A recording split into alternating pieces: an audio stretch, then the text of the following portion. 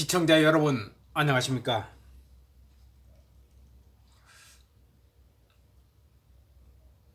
2022년 6월 11일 토요일 기자가 본 역사의 현장 발라너 도시 5회차 해설을 시작하겠습니다.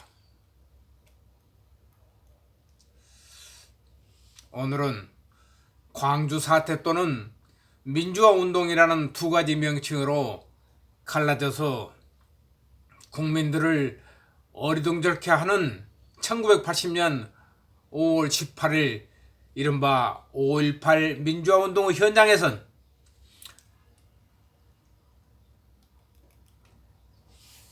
유신 기자 타도하겠다며 총기를 휴대한 괴한들의 협박에 6.25 전쟁 때 이후 두 번째 피난길에 나선 곳이 저희 고향 예비군 대대 군부대였습니다.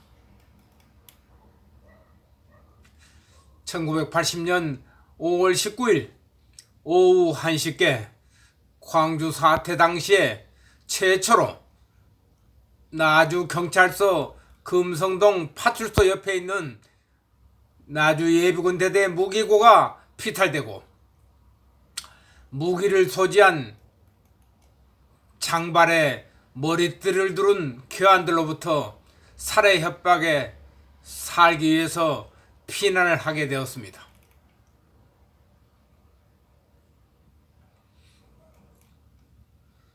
그러면 4회에 이어 5회 줄거리를 시작하겠습니다. 저에게 피난 왔던 나주경찰서 정복과 소속 친구인 박경장이 200m 전방에 있는 금성동 파출소 옆 예비군 무기고를 걱정하고 있었습니다. 그곳은 나주 읍내에서 예비군 무기가 가장 많이 보관되어 있다는 것입니다. 경비 전화는 이미 불통이 되고 일반 전화로 금성동 파출소를 불렀습니다. 응답이 없더군요. 파출소 경찰들도 이미 철수한 모양입니다. 철수했더라도 제발 총기나 은닉하고 철수했기만을 바라는 마음 뿐이었습니다. 이때 사무실 앞 도로에 아시아자동차 방위산업체에서 생산하는 군용 트럭 한 대가 사무실 앞을 질주하며 파출소 쪽을 향해서 달리고 있었습니다. 파출소 방향으로 질주하던 군용 트럭은 갑자기 파출소 옆 무기고 부륵 담장을 향해 돌진해서 무기고를 박살을 내고 있었습니다.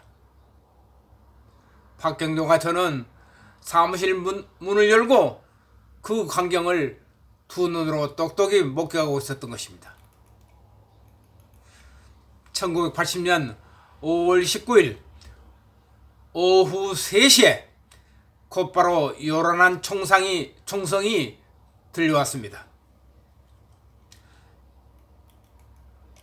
이때 사무실 문을 두드리는 소리에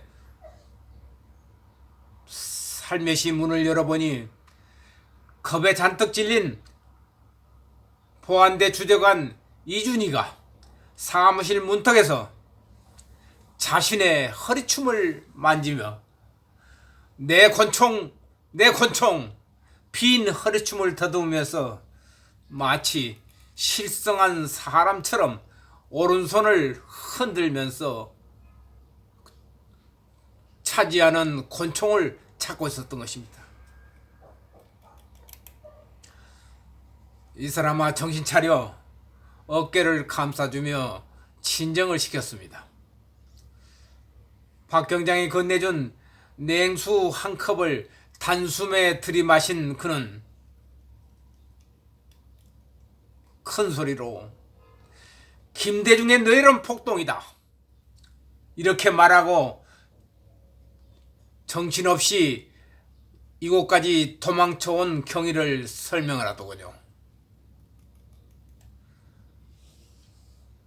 이준희가 나주군청 군수실을 찾아갔더니 당시 유이창 군수가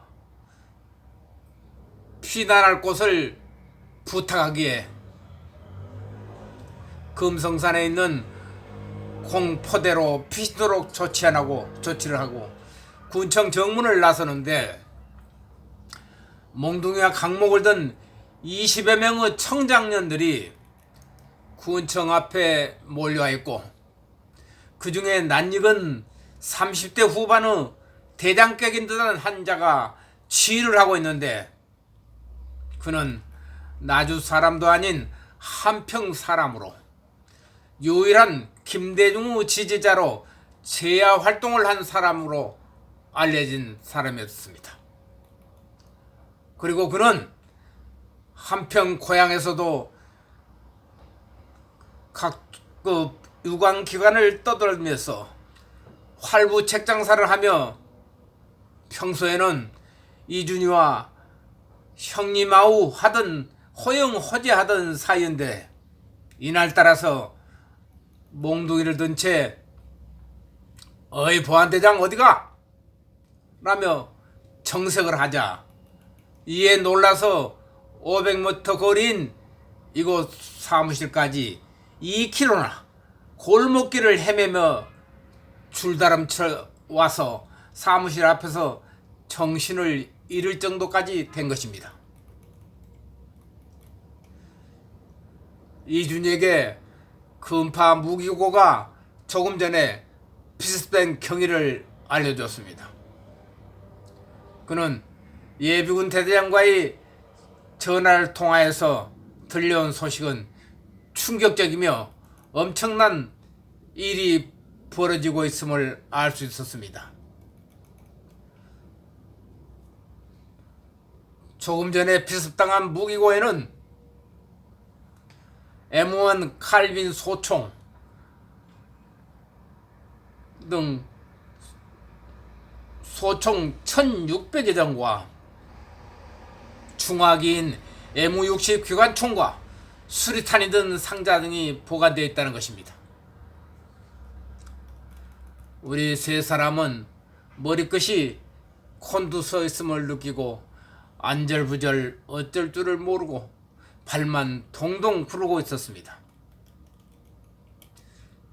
정확히 무기고가 피습된 시간은 5월 19일 오후 3시였습니다.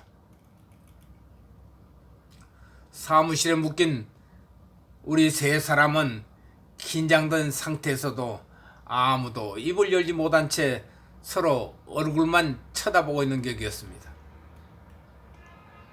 이때 전화벨 소리에 재빨리 수화기를 집어들었습니다.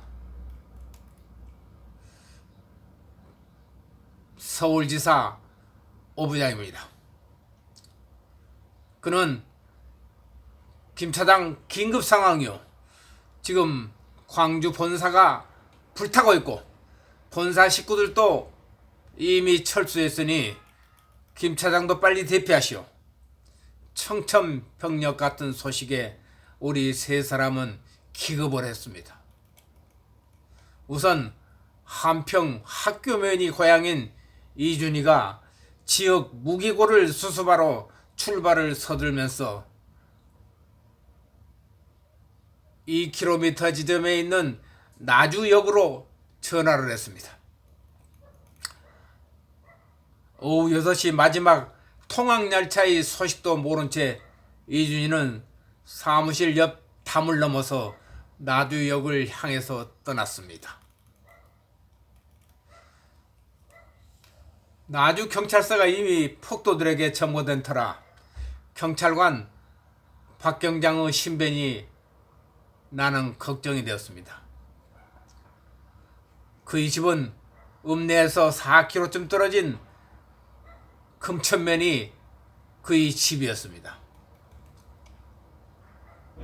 그는 혼자 남아있을 내가 걱정이 되어서 피싱 권유를 거절하였습니다.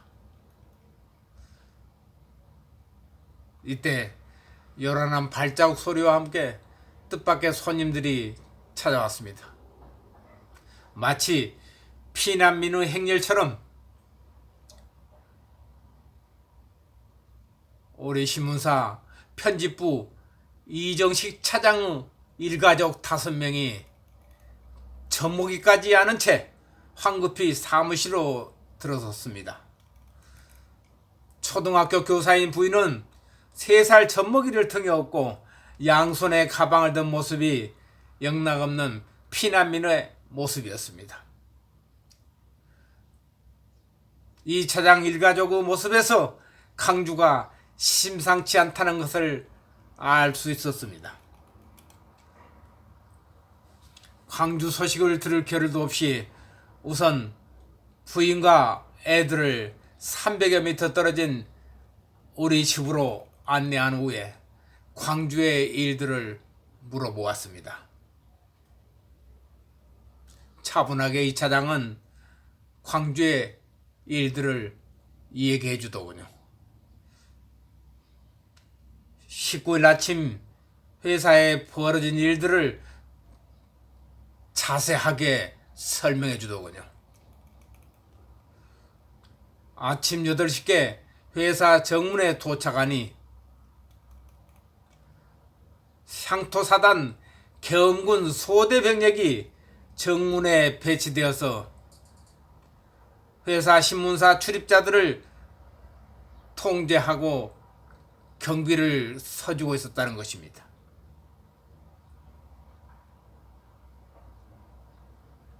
그리고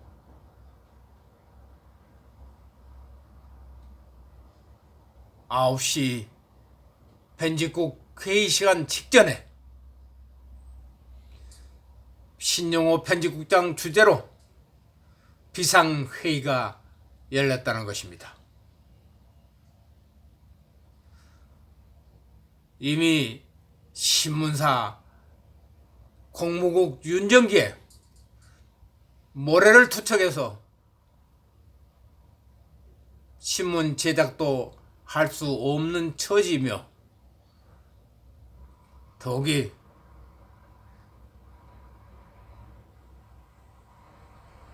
무장한 시위대까지 등장을 했으니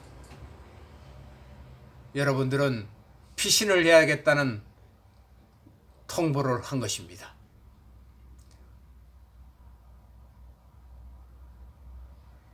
그때 회사의 신문 제작 여부를 결정할 사장인 심상우 사장께서는 독일 언론과 자매결연차 독일 방문을 하다가 우리나라의 긴급 사태를 맞았다는 소식을 듣고 일본 공항에서 발이 묶여서 돌아오지 못하고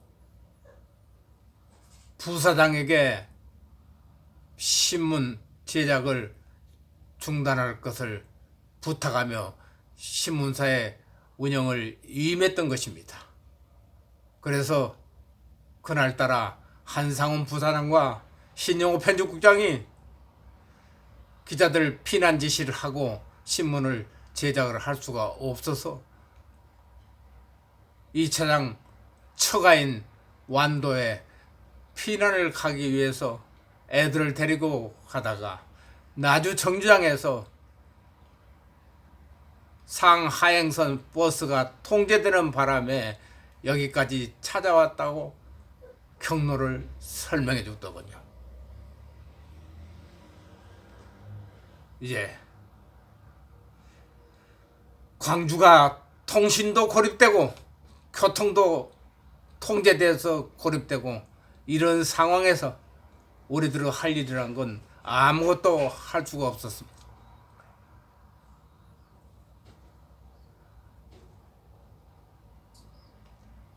오해차 해설로 최초 무기고 피탈 시간대를 설명해 드린 것입니다.